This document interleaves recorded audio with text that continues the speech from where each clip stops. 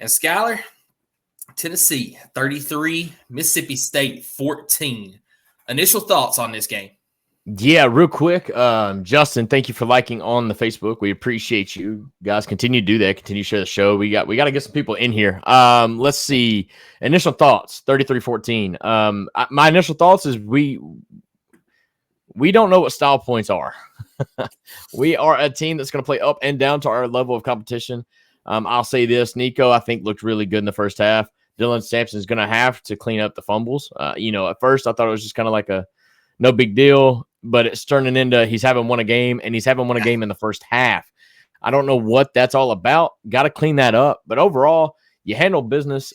Nico was absent the entire second half. Had a lot of, injury scares tonight. Honestly, we've been very, very fortunate to not really get hit with the injury bug all season long, and this game really took a toll on our team.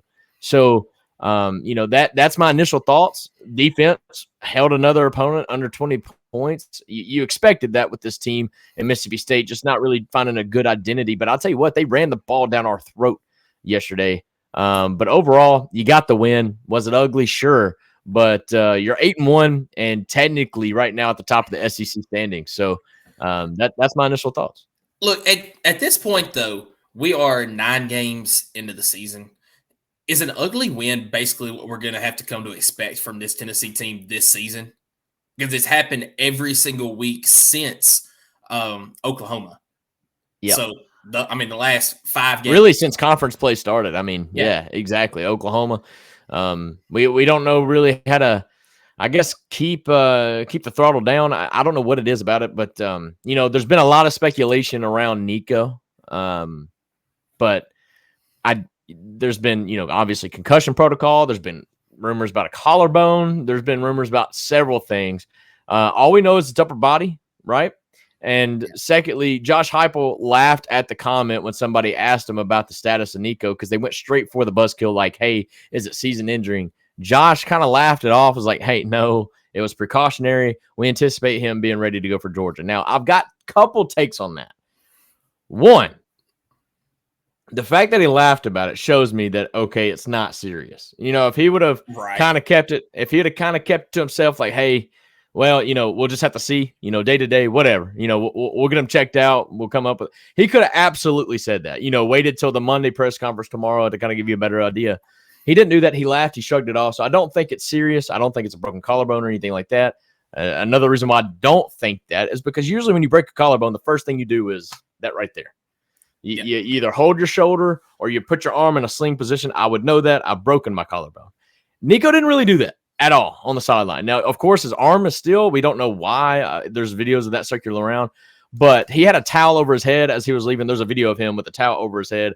That shows me that maybe his helmet smacked the turf, maybe concussion protocol, just something like that. I don't know. But overall, the way Josh Heupel answered that question shows me that I don't think it's anything serious. Now, here's the second take to that. What happened to Florida State last year when they announced that their starting quarterback was out? Now, obviously, they couldn't really help that. Everybody's seen what happened. But even if this was something serious with Nico, I don't think Josh Heupel is going to come out and say Nico's out for the season. I don't. I think he would either continuously say, hey, we're day to day. He's making progress. Or week to week. Or not even answer the question, period. If Nico was seriously hurt for the rest of the season, I don't think we would ever know about it other than game day if he doesn't play or not. What say you about that? I'd say you're probably right there. Now, I will say with teams having to release injury reports now, he would probably – I don't know if he would just – yeah, I was going to say, I don't know if he would just flat out say out on there until we know for sure that he is out. Obviously, if you go on for the next couple of weeks and he's out, it's out. Well – At that point, it's probably season ending. But I hear you, but he can put out a day before the game. Right. He can keep putting questionable up until that. And if it comes down to the committee having to make a decision, I'm just saying, like, hypothetical, yeah, you're saying, yeah, he's making progress, especially if we're down, going into December, right? At this point, let's say we're 10-2 or 11-1 even, but we're 10-2, we're going into December, and they got to pick their 12 top teams, right? Yeah, if I'm Josh Heupel, I know Nico hasn't played the last 4 games, but I'm going to continue to say, hey, he's making progress. Like, hey, he's getting better day by day, and we're really hoping and having him back. There's nothing wrong with saying that. He's not lying, or is he? We don't really know. But I just think that whole situation, I don't think it's serious the way he answered the question. Urge y'all guys to kind of go look up that video. But, even if it was serious, I don't think Josh Heupel's going to come out and just say it. I think he's going to kind of keep it hush-hush. And I have another take on it too. And at first I was like, all right, Nico's not coming out for the second half. He's out for the rest of the game. What's going to happen next week against Georgia? But then I got to think about it. I was like, okay, he's not even on the sideline. They left him in the locker room. Is this not just a, we're going to keep it hush-hush type thing? He's not really hurt. We are trying to make sure that he is healthy for next week, but we're also not going to bring him out in front of everybody just because we don't want there to be any speculations towards this or that as far as the injury goes. I kind of think it's more of that lines than him being seriously hurt as well. Yeah, right on. We have no idea, but overall, Gaston Moore stepped in. I think did okay. Obviously, it was a little shaky at start. I mean, you got to think his last passing attempt was an interception, but he came in and honestly handled business. The game, play calling was a little frustrating because I felt like we just tried to force the run a little bit too much and almost ended up getting Dylan Sampson hurt because we're running on a 9-man box the entire night. But overall, the team still found a way to run the ball. And overall, I mean, you made it a boring game, but you never really allowed Mississippi State to come back. I mean, in the second half, you held the ball for like 20-something minutes. I mean, you just kept the ball away from Mississippi State. Yet another different way that we've won a ball game, albeit, I get it, the worst team record-wise in the SEC. But, you got to do what you got to do when the injury bug hits. And against Mississippi State at home, it hit in a big way. Yeah, I mean, you lost Nico for the entire second half. Dylan Sampson went down towards the end of the first half. Now, obviously, he did come back in. Dante Thornton, did he come back at all at the end of that game? He did not in the fourth quarter. So Dante, you had Javonte Spraggins go down at one point. I do think he came back in though.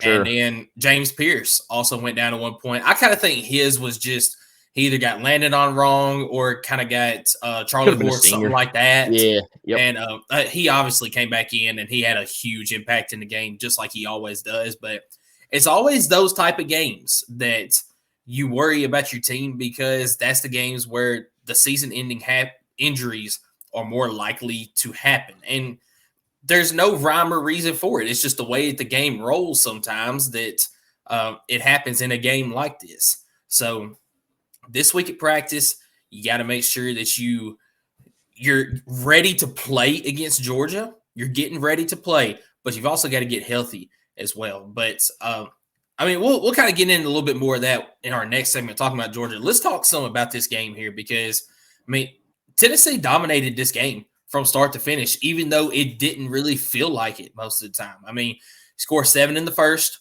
Hey, we scored. Wait, we scored in the first? We scored 20 first half points. That hadn't happened since either Oklahoma or Kent State. We scored 20 first half points.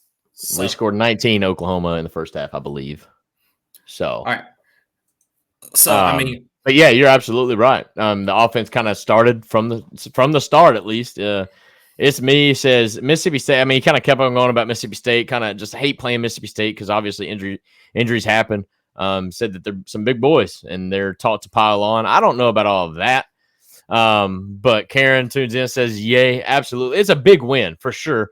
Like you mentioned earlier, it's a win in the SEC, and you're seeing other teams not being able to do that. I mean, you're stumbling up on some teams. Obviously, we stumbled up on Arkansas earlier in the year, but like I told you back then, I think that was a great learning point. As long as we went and beat Bama and carry the fight to Georgia with only one loss, like we have a chance. We kind of control our own destiny for sure. And also, you almost can afford to lose to Georgia now with all the turmoil we've had at the top. But one guy we haven't mentioned, you don't have him on the screen, but absolutely had his best game of his career, his young career, Boot Carter. had a coming out party. You've seen him everywhere on the defense. Got his first career interception as a true freshman. Also made some big plays in the return game. Could have absolutely had a return, but he kept it in the middle instead of bouncing it out. But it's fine. He's a young guy. He's still reading the field.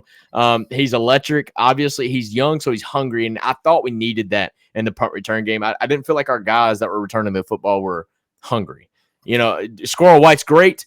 Jermod McCoy, he's great as well. But I was thinking the other number 3. But I just don't feel like they're hungry. Like they don't feel like they have to prove anything to return that ball. And I just felt like Boo Carter had a different aura about him, and the way he returned the ball did a great job. And look, I've been calling for Boo Carter to be the punt returner all year long because in high school, he was a two-way athlete. He was a standout on defense. He was a awesome slot wide receiver in high school as well. He's just dynamic with the ball, and he's just a playmaker, man. And you've got to get your playmakers the ball. That's exactly why we had help me out, D. Williams. Yes. That's why we had D. Williams as the punt returner because of how dynamic he was with the ball in his hands. Now, we couldn't get him ready for offense like we wanted to, but correct. There was a reason why he was the punt returner just because of how dynamic he was with the ball. Boo Carter's the exact same way, and he is going to be dangerous over these next couple of years. He's a true freshman, and he's already outplaying so many people on the team just because of how dynamic he is. Yeah, who's the kid that went to Alabama, transferred to Ohio State, true sophomore? Caleb secondary. Downs. Caleb Downs. I'm not saying he's that level. Caleb Downs is a generational talent, but it's not out of the realm to start talking about Boo Carter the way some folks are talking about Caleb Downs, because Boo Carter, like I said, true freshman, really started playing day one. He was in the rotation 100%. Now, obviously, some of that was due to injury, but he stepped in, he filled that role, and now he's excelling in it. And we're entering the back quarter of the season with 3 games left to go. And, this could be a spot where Boo Carter could really accelerate his development and become not just a playmaker, but honestly one of the best players on the defense. I think he can be that guy, and the position that he plays allows him to do that. He can be a coverage at one point. He can be blitzing the next moment. He can be, he's got so many different responsibilities in the role that he's playing, but he does them so well. The way he covers the flat and lowers the shoulder, my goodness. The kid's 18 years old. I love what I'm seeing out of him. Absolutely had a great day. And then, like I said, the return game, you mentioned it in high school. He was a dual threat kind of player, played both sides of the ball. I love just seeing him getting an opportunity to have the ball in his hands. You see he tries to make a play, and as long as he protects that ball, I think the job's his as long as he wants it. So, Boo Carter I totally agree with you. And I want to give you credit for this too. At the beginning of the season, you said Boo Carter might not start right away, but because of the impact he's going to have when he gets on the field, by the end of the season, he will be a starter. And sure enough, first play of the game yesterday on the defensive side of the ball, he comes up and gets a huge TFL right off the bat. He made his presence known right away. But I want to swap over to the offensive side of the ball for a minute because another young guy that stepped up because he had to. One, because of injuries, but also it was his time. Peyton Lewis, man. Deshaun Bishop was out for yesterday's game. That was more of a precautionary thing too. They're wanting to make sure that he's completely healthy for Georgia. They didn't want to risk getting him hurt for yesterday's game. That was said this past week. That's not me speculating. So, and then Cam Seldon is still kind of dealing with injuries. They're trying to work his way back. I've got a feeling. I heard from sources they were trying to redshirt him. They actually ended up having to burn the red shirt last night because when Dylan Sampson went down, you didn't really know what the status of that was, and now you're down to literally just Peyton Lewis and maybe Khalifa Keith, but I'm not sure about Khalifa Keith. So they had to burn his red shirt. He came in a big way. Now I want to see Cam Seldon take that and run with it. Let's see if he can't battle back for that number 2 position, because now at this point, you got to have it. You got to have him, but Cam Seldon is, I think, completely healthy. He played last night. You've seen him, and I think he ran pretty hard. He didn't get a lot of opportunities, but he came in when he was asked to, and I think that speaks volumes on his character. So. Yeah, but Peyton Lewis, there's a reason why Cam Seldon didn't come in more. Peyton Lewis, when he came in for Dylan Sampson, he took advantage of all of it. And that another true freshman. What was it? A third down run that he had, maybe a second down run where he just plowed over the safety for the first down. I mean, that was a grown man type run. Well, he learned because he got stuffed on the goal line from tiptoeing. And that was a learning moment. 4th and goal on the 1 yard line, and you hand it to him, and you could kind of tell he was just looking for the hole instead of making one. And as a freshman, he'll learn from that, and he did. And that play right there, I think that was him learning on the fly. Literally, that night he realized I got to be a little bit more physical. He's got the size to be a really physical, talented back. He's kind of quick too. Honestly, it doesn't look like it because he kind of has like a body figure of. I mean, I don't want to say Derrick Henry because I mean he's one of the best running backs in the league, but just having that size with the speed to go with it. Maybe not the quickest guy, but or fastest in acceleration, but top speed's definitely there, and he can run somebody over. Just wish we would have seen that on that 4th and goal. That one stung a little bit. Yeah, well, I mean, when you're talking about body type, it's okay to compare him to Derrick Henry because he does have the body type of Derrick Henry. Obviously, that skill set is not there, or at least maybe not to this point. I'm not saying it's out of the realm of possibility that he couldn't get at least close to that.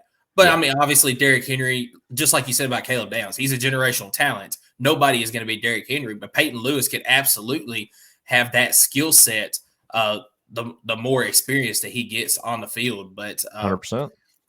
What about the wide receivers? What thoughts about him? I mean, did we notice any drops in this game? So I didn't notice any blatant drops yesterday, like we saw against Kentucky. So that's another reason why I'm very optimistic going into Saturday, as long as everybody is healthy, because a healthy Nico with the way he's been playing. Now he did have a couple of missed throws yesterday, but it hadn't been, or it wasn't as many as we have seen earlier this year. So Nico playing the way he is now, along with wide receivers not dropping passes, plus Dylan Sampson, Peyton Lewis, and the crew doing their thing on the ground. Tennessee is peaking at the right time, are they not? Oh yeah. I don't know if I'm going to call it peak because I think we're far from that, but I think we're playing pretty good all-around football. Obviously, still got a lot to work on the offense. But overall, I say offense, passing game offense. I mean, the running game's been there. Dylan Sampson, another 149, 30 carries for 149 yards, a touchdown. By the way, did not realize that was career highs in both of those categories. I mean, carries, sure. Because Heupel's offense, you only want your backs to really carry about 14 times at the most. Last year you had a 3-tailback system, and I mean, never, ever did those 3 backs ever eclipse 15 carries. But, I mean, Dylan Sampson holding down the running game, the offensive line getting a great push. It's the passing game, whether it's catching the ball, whether it's the ball being there on time. I mean, Nico, I've realized, right, and especially being at the game yesterday, our wide receivers are no joke, like 6 inches taller than some of these defenders. Oh, yeah. Just give them a freaking chance. Like, just throw the ball. I mean, you've seen it with Dante Thornton, 70-yard bomb. He underthrew the crap out of it, but he gave his guy a chance. I mean, when you give your guy a chance, one, it shows that you trust him. 2, even if he gives up an interception there, Dante is right there to tackle him, and it's a punt. It's better than a punt. It's 70 yards down the field. It's just one of those things where underthrowing sometimes is a little bit better than overthrowing because at least you give your guy a chance. And obviously it depends on the situation. If it's first down, if it's 1st and 10, obviously that's not a good situation to do that. But if it's 3rd and 9 or whatever, and you throw a route like that and it does get intercepted, like you just got to weigh it, obviously. And I don't know. It just, to me, give your guy a chance. Let's see what he can do. Because I trust in Dante Thornton. I trust in Brew McCoy. I don't know if Brew McCoy's had a touchdown yet this year. He is not. Him and Squirrel before yesterday did not have a touchdown. Squirrel finally got his first one yesterday. Brew is still yet to get a touchdown this year. Which is crazy because Brew is the best all-around wide receiver we got on the team. It's not even close. It's not even close. It's not even close. So I would love to keep seeing our passing game evolve, get those guys just in the game. I mean, I loved seeing the sideline to sideline pass again. I know like last year we hated seeing it because that was all joke and throw. but bring back the quick wide receiver screens. Get you guys in the game. Let them run somebody over. Get them fired up and kind of flip the momentum. Because the way your defenses are playing you, I mean, they're giving you 8 yards off the rip. Just throw the guy the ball and let him make a move. I mean, overall though, like I said, this offense, I'm not going to say it's peaking, but definitely improving in certain areas each different week. And I like to see it all come together. We're going to need it to come all, together against Georgia coming up this week.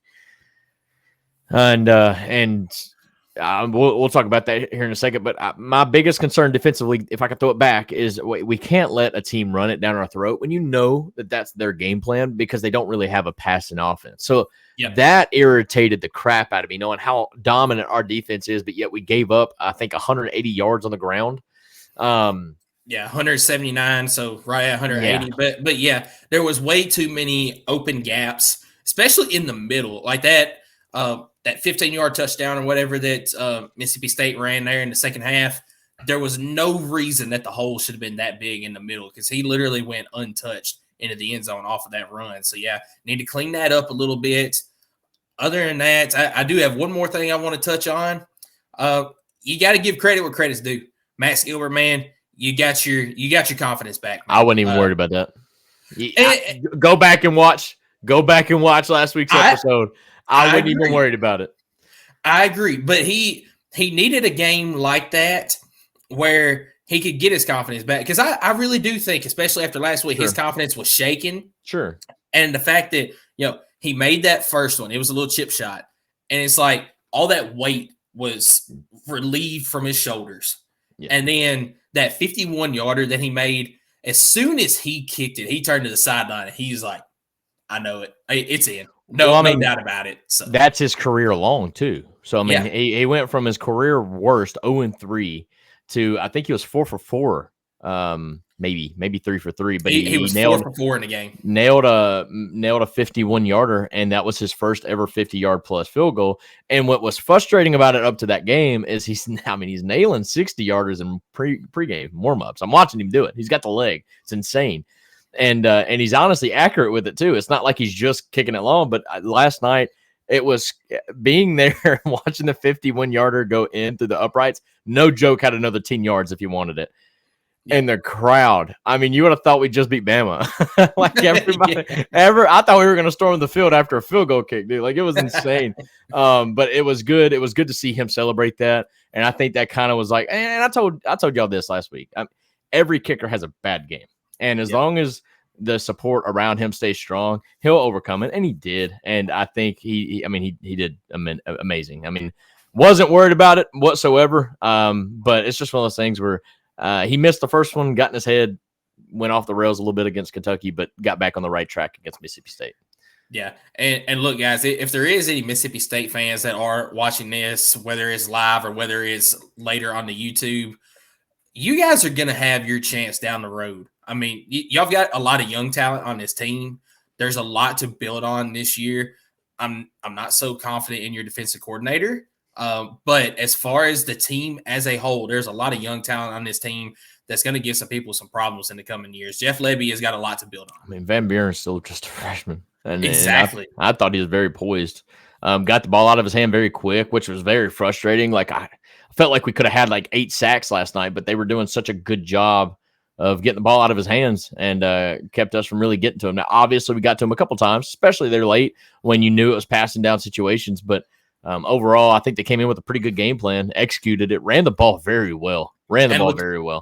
And the way that he steps up in the pocket to avoid that pressure, too, that's something that a lot of experienced quarterbacks struggle with. And he did not look like a freshman when it came to standing into the pocket. Yeah, I'm going to throw out another name, and y'all can think that I'm crazy, but Dak Prescott, he reminds me a lot of him. I mean, I think Dak Prescott wasn't honestly a world beater quarterback at Mississippi State until his final year there. I mean, he was a very much a mid quarterback and then kind of just took that leap, that next step that they needed, and really took over, carried that team, honestly, to an SEC, almost a playoff. I don't think they got to the SEC championship.